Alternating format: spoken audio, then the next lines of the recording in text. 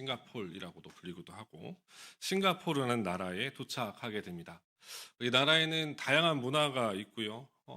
저도 못 가봤지만 도시가 깨끗하고 야경이 예쁘고 대중교통도 잘 되어 있다고 그럽니다. 사시사철 여름 날씨고요.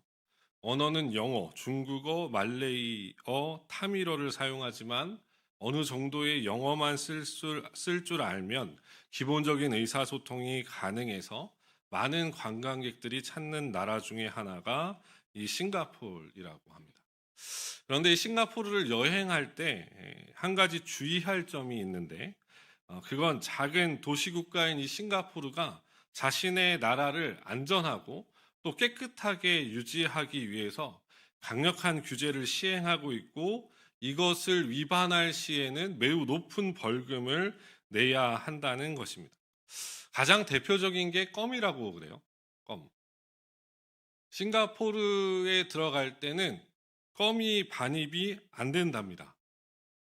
껌을 들고 싱가포르라는 나라에 들어갈 수 없대요. 만약에 갖고 들어가다가 걸리면 최대 $10,000가 부과된다고 합니다. 벌금으로.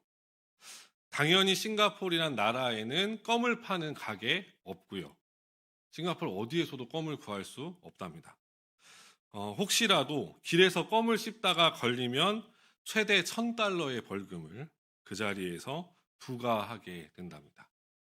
그리고 또 하나, 가무의 진심인 한국 사람들이 주의해야 할 것은 노래라고 합니다. 길거리에서 노래하시면 안 된답니다. 공공장소에서 노래하다가 걸리면 이 또한 최대 $1,000의 벌금이 부과된다 그래요. 우리는 한국 사람이고 우리는 한국의 국적을 갖고 있지만 우리가 이와 같이 새로운 나라에 가게 되면 우리는 그 나라의 법, 그 나라의 규칙, 그 나라의 문화에 영향을 받고 지내야 합니다. 이건 우리의 새로운 신분과도 동일하게 적용돼요. 예수 그리스도의 십자가의 은혜로 하나님의 자녀가 되고 그의 백성이 된 우리는 우리의 시민권이 하늘에 있는 하나님 나라의 시민들입니다. 그러니 우리는 이제 이전 죄와 사망의 지배, 이 사망의 영향력에서 벗어나서 날마다 우리의 삶 가운데서 시작되어지고 우리의 삶 가운데서 펼쳐지는 이 새로운 나라, 곧 하나님 나라의 질서와 규칙과 법도를 따라서 살아가야 됩니다. 왜 그렇습니까? 하나님의 나라는 어떠한 영역을 의미하는 것이 아니라 우리 가운데 임하신 하나님의 통치와 다스림이기 때문에 그렇습니다. 오늘 우리가 읽은 마가복음 1장의 40절부터 이어지는 이 내용은 이 놀라운 하나님 나라의 모습을 예수님의 파격적인 모습으로 그려내 보이시는데 그것은 40절과 41절의 말씀에서 보듯이 예수님께 은혜를 입고자 나온 나병 환자의 몸에 손을 대시는 겁니다.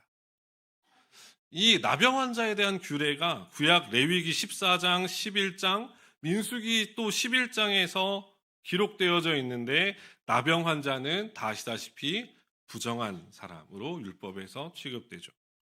그와 접촉한 모든 사람들 그리고 물건까지도 부정해지는 것이 그들의 법칙이자 규례이자 그들의 법도였습니다. 그들이 사는 세상이에요. 잘 생각해 보십시오. 예수님께서 굳이 나병 환자의 몸에 손을 대셔야 했는가? 예수님께서 그냥 말씀으로 고치실 수 있지 않으셨을까? 예수님 그냥 말씀하시면 이 나병 환자로부터 떠나갈 수밖에 없지 않습니까? 이 나병 환자도 예수님께 무엇이라고 이야기하냐면 40절에 보면 한 나병 환자가 예수께 와서 꿇어 엎드려 간구하이르되 원하시면 저를 깨끗게 하실 수 있나이다. 예수님 말씀하시면 혹은 마음으로 원하기만 하셔도 우리 주님은 이 나병 환자를 고쳐주실 수 있습니다. 그러나 예수님께서는 지금 이 하나님의 나라의 모습을 우리 가운데 무엇을 통해서 보여주시냐면 이 나병 환자에게 직접 손을 대심으로 보여주십니다. 따라서 우리가 이 본문을 대하면서 우리가 먼저 발견해야 될 것은 이 새로운 질서입니다. 하나님 나라에 시작된 새로운 질서를 발견하고 그것을 우리의 공동체, 우리의 교회 가운데, 우리의 신앙 공동체 가운데 펼쳐진 하나님의 나라에 적용하기를 힘써야 됩니다. 그 질서가 무엇입니까? 하나님 나라의 백성이 되는 데에는 아무런 조건이나 차별이 존재하지 않는다입니다. 오늘 본문의 모습으로 이야기하면 예수님께 나아오는 데에는 그 어떠한 세상적 기준으로도 방해가 돼서는 안 된다. 오늘 본문 41절을 잘 보시면 예수님께서 불쌍히 여겼다라고 기록되어져 있어요. 그런데 다른 성경 사본을 가보면 이 구절이 어떻게 기록되어 있냐면 예수께서 가득한 분노를 가지셨다라고 되어 있습니다. 우리가 읽은 개역 개정 성경처럼 예수님께서 불쌍히 여기셨다는 의미는 이 나병 환자를 긍휼히 여기셨다는 의미겠죠. 그러나 이 다른 성경의 사본처럼 기록되었다면 예수님께서는 지금 무엇을 향해 화를 품고 계시는 거냐면 이 나병 환자가 예수님께 나아오는 데에 장애가 되는 그들의 시선입니다. 이 나병 환자가 예수님께 나아오는데 방해가 되고 장애물이 되었던 사람들의 시선과 비난, 정죄에 대해서 예수님께서는 분노하시고 그에 대해 화를 품고 계시는 거예요. 왜요? 예수님께서는 하나님을 사랑하는 것처럼 이웃을 사랑하라 하셨고 예수 그리스도로 말미암아 펼쳐지는 하나님 나라는 그 은혜를 입기 위해 나오는 사람들을 가로막거나 그 어떠한 것으로 제지하거나 방해하는 장애물이 존재하지 않는 나라이기 때문에 그렇습니다. 전라북도 김제에 가면 금산교회라는 교회가 있습니다. 이 금산교회가 언더우드 선교사의 한국 선교의 간증을 듣고 마음의 감동을 받았던 테이트라는 미국 선교사가 전주 지역으로 선교를 오면서 1908년에 지어진 교회입니다. 김제 지역에서 가장 오래된 교회이기도 하고 아직까지 우리나라의 그 초기 교회 형태의 모습, 남녀 7세 부동석이라고 해가지고 남자와 여자가 따로 나뉘어져서 예배를 드렸던 기역자 구조의 교회 건물을 아직까지도 갖추고 있는 교회가 금산교회입니다. 그래서 제가 사진을 부탁드렸는데 이렇게 생겼습니다. 보이시는지 모르겠지만 이쪽 큰 건물은 금산교회가 90년대에 새로 지은 건물이고요. 기와로 되어져 있는 저 기역자 교회가 금산교회 초기의 모습, 기역자 교회 이렇게 되어 있는 교회입니다. 그래서 들어가 보시면 저쪽에 이렇게 천이 있어요. 제가 김제에 사역할 때 종종 갔었는데 이렇게 천이 있습니다. 그래서 이쪽에는 그 여자 성도분들이 이렇게 앉으시고 이쪽에는 남자 성도분들이 앉으시고 이렇게 만나는 그 지점에 선교사님, 목사님이 서서 말씀을 전하시고 헌교하시는 거예요. 그래서 여자분들은 또 보면 안 되니까 목사님 남자잖아요. 그러니까 이쪽에 가림막이 이렇게 있습니다. 천이 이렇게 있습니다. 진짜. 아직까지도 있습니다. 저게.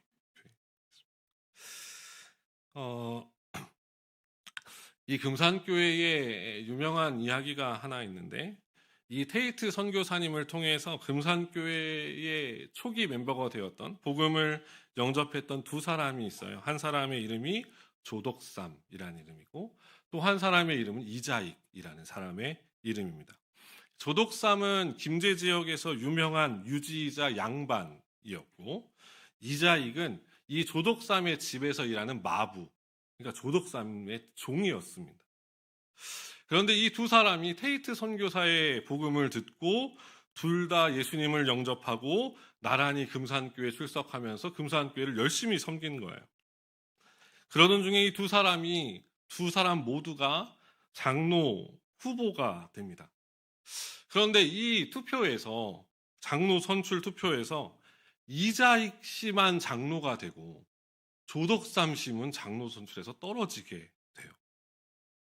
이 양반과 뭐라고 표현해야 돼? 아무튼 그 양반의 계급이 이렇게 제가 조선시대를 안 살아가지고 계급이 분명했던 그런 시대에 이 상황이 이렇게 되니까 이 테이트 선교사님도 입장이 곤란해지고 금산교회도 입장이 이게 어려워지는 거예요. 왜냐하면 특히나 이 금산교회, 지금 있는 그 땅을 누가 교회에 헌물한 거냐면 조덕삼 씨가 헌물해서 그 교회를 지은 거거든요. 조덕삼 씨의 물질적이고 경제적인 섬김이 이 금산교회를 성장시켜 나가는 데에 얼마나 유익이 됐는지 모든 성도들이 다 알고 있었기 때문에 그렇습니다. 그런데 이러한 상황 속에서 조덕삼은 장로 선거 결과가 발표되는 그 자리에서 앞으로 나와서 이렇게 이야기했다고 그래요. 우리 금산교회 교인들은 참으로 훌륭한 일을 해냈습니다. 저희 집에서 일하고 있는 이자익 영수는 저보다 신앙의 열의가 대단합니다. 모든 성도님들께 감사드립니다. 그래서 이 조덕삼 씨는 이 이자익 장로님을 교회 안에서 장로님으로 섬기면서 주변 사람들에게 교회에 나오기를 권했습니다. 이러한 조덕삼 씨의 인품에 힘입어서 금산교회는 부흥했고 사람들이 몰려 나왔습니다. 더 이상 사람들을 수용할 수 없는 공간이 되자 조덕삼 씨는 자신의 과수원을 팔았습니다. 자신의 과수원을 팔아서 교회를 다시 새롭게 증축하게 되는데 그게 1909년 지금 사진으로 보았던 그 금산교회의 모습이라고 그래요. 그 후에 1910년 이 조덕삼 씨는 장로가 되었고 이 먼저 장로된 이자익 장로를 평양에 있던 평양신학교로 보내서 신학교육을 받게 합니다. 이 이자익 장로의 학비와 김제에 남아있는 가족들의 생활비 모두를 다 조덕삼 장로가 부담했고 1915년에 이자익 장로가 목사 안수를 받아서 목사가 되자 조덕삼 장로는 테이트 선교사에 이어서 이자익 목사를 금산교회 제2대 담임 목사로 청빙해서 모셔와 섬기게 됩니다. 이 이자익 목사는 그 후에 한국 장로교가 통합합동 이렇게 갈라지기 전에, 그러니까 해방 전에 대한예수교 장로회 총회장을 13회, 33회, 34회, 즉 3번 대한예수교 장로회 총회장을 3번이나 역임하는 한국 장로교 역사의 큰 인물이자 큰 어른이 됩니다. 이 모든 이야기는 하나님 나라에서 그 어떠한 차별이나 부당함의 이유가 될 수 없음을 1900년 초에 조선의 신분제도가 분명했던 시기에도 깨달았던 조덕삼이라는 한 인물로부터 출발하는 모든 이야기임을 우리는 꼭 기억해야 됩니다. 사랑하는 성도님들, 우리 숭인교회가 그리고 우리의 날마다의 일상이 복되고 아름다운 하나님의 나라가 되기를 소망합니다. 정죄와 비판, 누군가를 향한 손가락질을 멈추시고 나병 환자와도 같은 내게 먼저 손 내미셨던 예수님의 손길을 기억하시고 우리 또한 그 예수님 닮은 손이 되기를 간절히 소망합니다. 그래서 우리 주위에 있는 모든 자들을 다독이고 손 내밀며 그들을 붙잡아 줄 수 있는 사랑하는 숭인의 모든 성도님들 되시길 주님의 이름으로 소망합니다. 한 가지만 더 함께 나누고 마치려고 그럽니다. 오늘 본문은 우리에게 하나님 나라의 백성들이 이제 이 하나님의 나라를 어떻게 살아가야 하는지를 이 나병 환자를 통해서 보여줘요. 그러니까 이전에 살던 우리의 옛 모습, 우리의 옛 과거, 우리가 하나님의 백성 되기 전에 살았던 옛 태도를 다 내어버리고 이제 하나님 나라의 시민들로 새로운 삶의 태도를 가지고 살아가야 하는데 그것을 이 나병 환자를 통해서 보여주고 있는 거예요. 그것이 무엇이냐면 믿음의 삶입니다. 하나님 나라의 백성들은 믿음으로 사는 거예요. 오늘 본문 40절인데 40절을 함께 읽어보도록 하겠습니다. 한 나병 환자가 예수께 와서 꿇어 엎드려 간구하여 이르되 원하시면 저를 깨끗하게 하실 수 있나이다 라고 말씀합니다. 이 나병 환자의 믿음의 모습이 어떻게 보여지고 있는지 잘 한번 살펴보십시오. 먼저 이 문둥병자는 예수님께 나아왔습니다. 예수님 당시의 규례를 보면 이 나병 환자는 절대로 사람들 앞에 나서거나 나오면 안 되는 존재였습니다. 이 나병 환자는 주변 사람들에 의해서 죽임을 당하여도 할 말이 없는 존재였어요. 그러나 이 나병 환자는 예수님께 나아옵니다. 예수님께 나아오기 위해서 자신의 생명마저도 수많은 사람들의 저주와 돌질까지도 작정하고 각오하고 예수님께 나아가요. 그에게는 예수님을 향한 절대적인 믿음과 그 믿음으로 말미암는 담대함이 그의 마음에 있었기 때문입니다. 예수님께 나왔던 이 나병 환자가 어떻게 합니까? 성경은 꿇어 엎드렸다라고 말씀해요. 이것은 예수님께 나아가 겸손히 엎드려 그 자신을 예수님 앞에 내어드리는, 예수님을 경배하는 이 모습을 보여줘요. 그리고 이렇게 얘기합니다. 원하시면 저를 깨끗게 하실 수 있습니다. 여기서 원하시면이라는 표현은 의심의 표현이 아닙니다. 자신의 욕심과 소원보다도 예수님의 뜻이 먼저임을 고백하는 믿음의 표현입니다. 예수님께서도 겟셋마네 동산에서 자신의 뜻보다 아버지의 뜻을 우선하였던 것처럼 이 나병 환자도 자신의 소원보다 더 앞서는 것은 예수님의 뜻임을 분명하게 고백하고 있는 거죠. 이 나병 환자의 믿음은 그것이 하나님의 뜻이라면 자신의 소원마저도 내려놓을 수 있는 믿음입니다. 이 나병 환자에게서 보여지는 이러한 믿음의 고백은 사실 쉽지 않은 고백이죠. 이 나병 환자가 자신의 목숨을 걸고 예수님께 나아왔다는 것은 자신의 병을 어떻게 해서든 고침을 받고 싶은 거잖아요.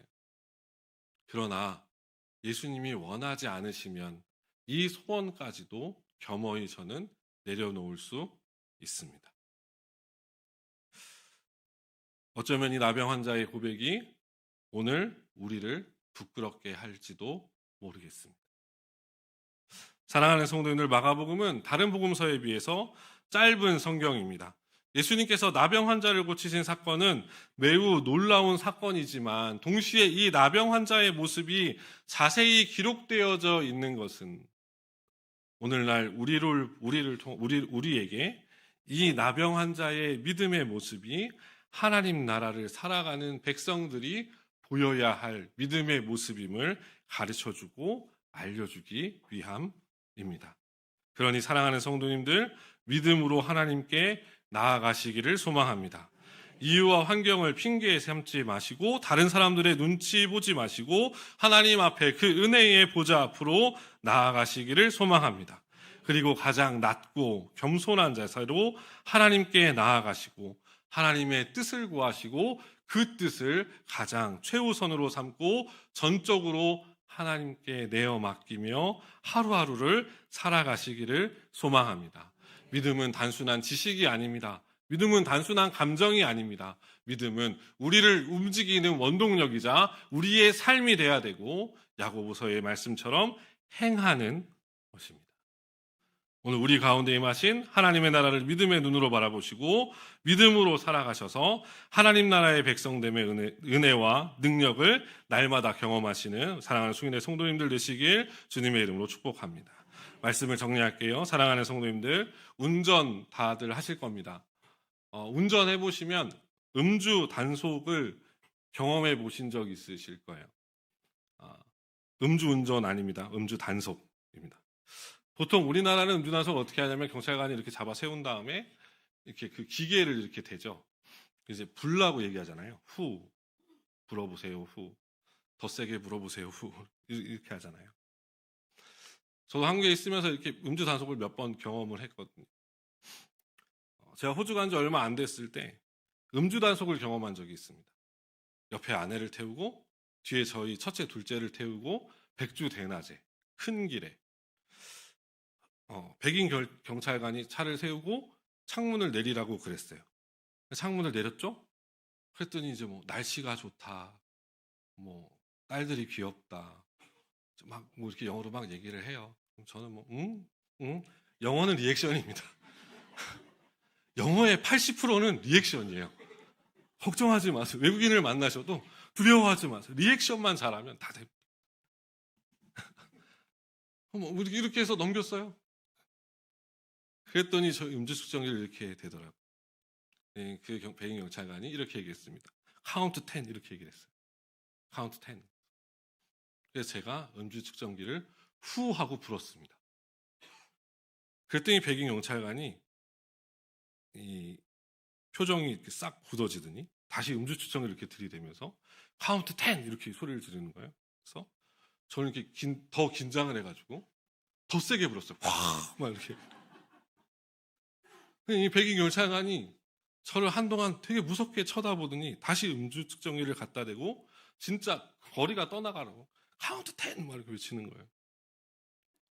그때 깨달았어요. 아, 1부터 10까지 세는 거구나. 1부터 10까지 세란 얘기구나. 그래서 1, 2 이러다가 1, 2, 3 이렇게. 웃으면서 경찰이 보내주더라고요. 제가 그 차를 이렇게 몰고 가면서 무슨 생각을 했냐면 나는 아직 한국에 살고 있구나. 제가 왜 이 이야기를 드리는지 아십니까? 우리의 신분은 바뀌었어요. 우리의 소속도 바뀌었어요. 예수님께서 우리를 하나님의 자녀 삼으시기 위해서 십자가에서 죽으셨고 다시 살아나셨고 하나님은 그 공로와 은혜를 힘입어 우리를 하나님의 자녀 삼으셨고 하나님 나라 백성 삼으셨어요. 그래서 우리에게 새롭게 시작된 이 하나님의 나라를 누리며 살아갈 수 있도록 하나님 우리에게 날마다 그 하나님 나라를 보여주시고 가르쳐주시고 그 은혜를 베풀어 주세요. 그럼에도 불구하고 우리는 여전히 우리의 옛사람의 습성들을 버리지 못하는 것. 우리의 죄악된 모습들을 버리지 못하는 것. 우리 과거의 그 악한 습관들이 여전히 남아있는 우리의 모습은 아니지. 고린도서 5장 17절에서 사도 바울이 우리에게 이렇게 말씀해요. 그런즉 누구든지 그리스도 안에 있으면 새로운 피조물이라. 이전 것은 지나갔으니 보라 새 것이 되었도다. 사랑하는 성도님들, 그러니 우리의 과거의 죄의 매인 삶, 사망에 얽매였던 삶의 모습이 여전히 우리 가운데 있으면 안 됩니다. 그러면 안 돼요. 넘어질 수 있어요. 실수할 수 있습니다. 그러나 그것이 우리의 일상이 되어서는 안 됩니다. 우리에게 시작된 새로운 나라, 곧 이 하나님 나라를 살아가는 새로운 질서와 새로운 삶의 태도가 필요하고 그것을 우리는 순종하며 따라가야 됩니다. 그리고 오늘 본문의 나병 환자의 모습은 오늘 우리에게 이렇게 말씀해요. 하나님 나라를 살아가는 공동체 안에 그 어떠한 차별과 비난과 정죄함이 없어야 합니다. 그리고 행동하는 믿음, 살아 역사하는 믿음으로 우리의 오늘을 살아가야 합니다. 그때 우리는 우리 가운데 임하신 하나님 나라의 은혜와 능력을 경험하게 될 것입니다. 우리의 생각을 뛰어넘어 놀랍게 일하시는 하나님을 만나게 될 것입니다. 이러한 은혜가 있는 우리 숭인교회, 사랑하는 숭인교회 모든 성도님들 되시길 주님의 이름으로 축원합니다.